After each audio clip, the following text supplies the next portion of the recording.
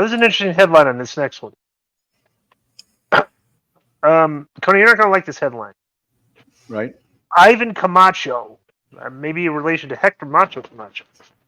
Subject Right. is about the horrible TripleMania 31 in CDMX event. Dear K100 crew, minutes ago, TripleMania 31 in CDMX just ended. I saw it on Fight, and holy, this has been the worst pay-per-view event I've seen from AAA. All terrible matches from start to finish with appalling results. I don't want to say I didn't like about each and every match, but really, AAA removed the titles that Ray Phoenix had because due to his schedule in the U.S., he could not defend those belts in Mexico, so he relinquished them. But they gave one to freaking QT Marshall, an AEW wrestler? Sorry, a jobber wrestler? But that was not the worst thing. No. AAA booked the main event for the Guerra de Rivalidades with your typical AAA stupid same booking ideas.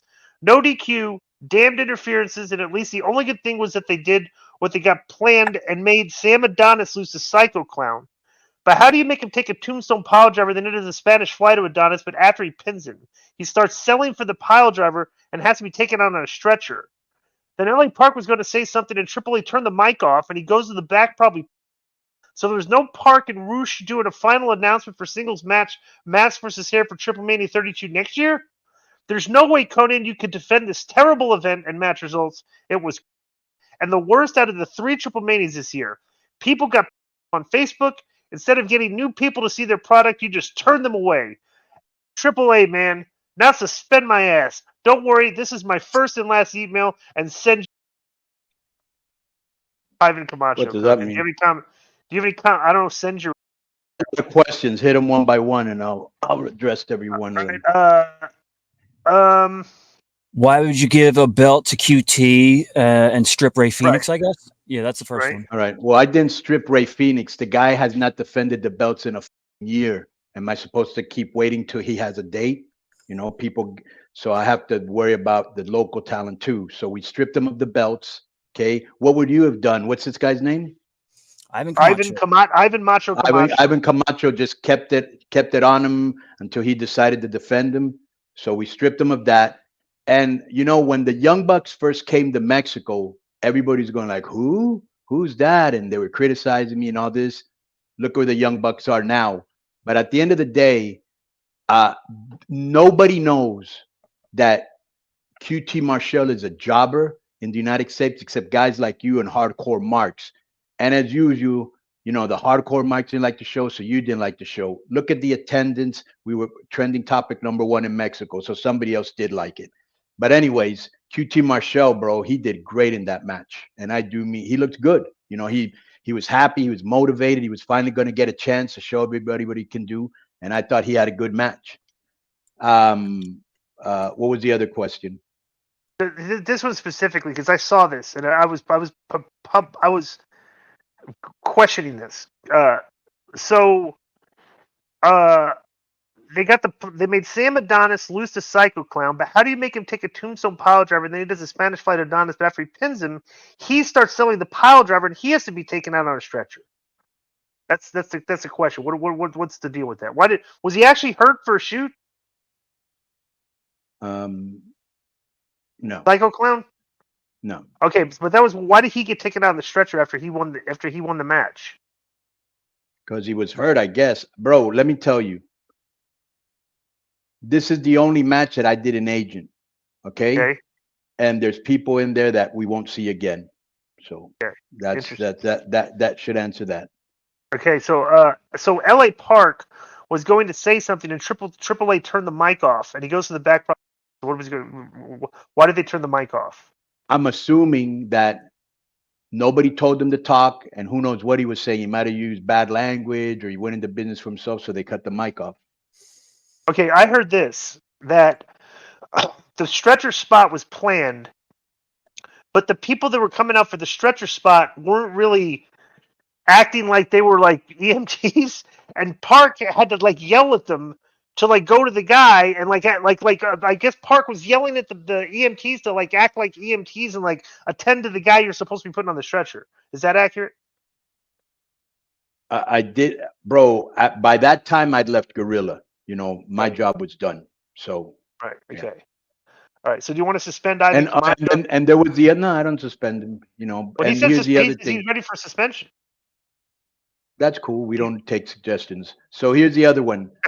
He said, "Why didn't you set?" This is why people think they know the business, but they don't. Why didn't you announce on that show Roosh versus Park for TripleMania 32? Why do you think we didn't do that? If you had to take a guess, just go. I don't know. Bro, because none of them have agreed to do it. So what are I was we gonna going to say announce? it's not the Something- match. Yeah. It's something. Right. So we're going to announce something that two guys haven't agreed on they've been doing this for 6 years. Right. Yeah. Yeah. All right. So Next. that's, Next you one. know, All right. Yeah. Right. Yeah, and that guy really brought the fire in that email, but he was very disrespectful in a lot of the language that he used. So It's all good. Doesn't next even next bother one's me. from JG. Subject is questionable Right. booking for upcoming AEW pay per view. Hi, Conan and Disco and Joe. Well, why the Sting booked in another gimmick match? What is MJF doing on some Ring of Honor pre-show? Are they trying to kill Sting? He never bumped like this in WCW ever. Now at like 62 years old, he's evil Knievel? Why? Also, my thing with MJF doing double duty is he doesn't belong in a pre-show. Current ROH ear, inside joke. Peace out. One love to left. LOL, my Raha Maniacs. And that's IG from Jersey. JG from Jersey. That's Jeff J. George? It says Jay Gold. Well, I'm not going to read his email, but I don't think it's Jay George. Yeah, why is Sting doing all this gimmicky stuff? He's 62. That's kind of crazy, you know? I don't know. What I don't was like the him question? diving on tape. I don't think it was Now, why is MJF on a Ring of Honor pre-show. I don't know. That's a good What question. pre-show was it? They're doing the all-in pre-show at Wembley. They're wrestling the ring for the wrestling. Him and Cole are wrestling for the Ring of Honor championships on the pre-show, and then wrestling each other in the main event later that night. Yeah, right. He shouldn't be on the pre-show, but what I'm thinking is that the pre-show, maybe a lot of people aren't watching it, so they put NJF on it to monetize it somehow and add Cole. Or there'll be an angle after the match, which there would have to be, I would think, to lead to the main event. Right. Well, everybody thinks one of them is going to turn on each other. What a better way to get numbers for your pre-show than that might happen right there, right?